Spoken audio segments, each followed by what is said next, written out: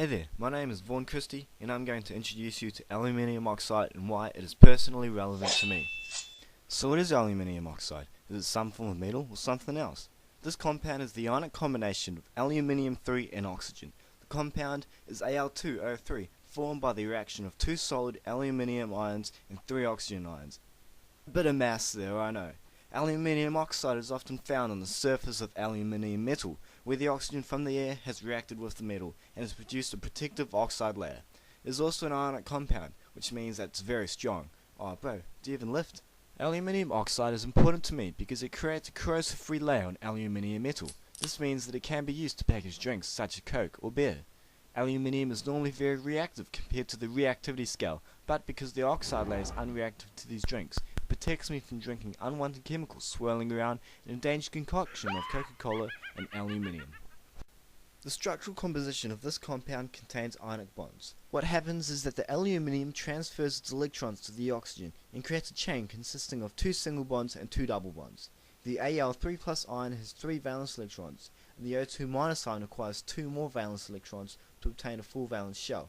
By moving the aluminium valence electrons to the oxygen ions, all atoms obtain a full valence shell and thus create an ionic compound.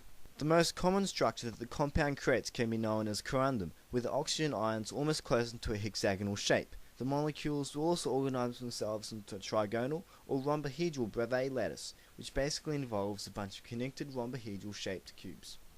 Aluminium oxide works to protect me from drinking harmful chemicals because aluminium cans have the corrosive-free oxide layer.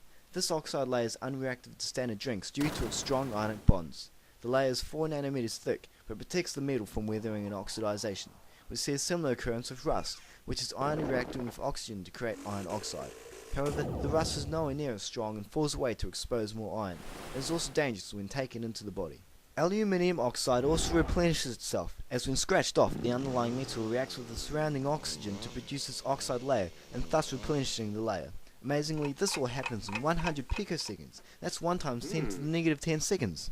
So, to conclude, we looked at what aluminium oxide is, and its formula, Al2O3. We also looked at its importance in my everyday life, particularly at its anti-corrosiveness, and why aluminium oxide is used in drinking cans. The structure was also regarded, looking at its ionic bonding, the shape of the molecule, and the structural lattice of a group of aluminium oxides. We investigated how aluminium oxide is able to do its intended function, which is to partition the liquid in the middle in an aluminium can, as well as protecting the outside of the can without eroding.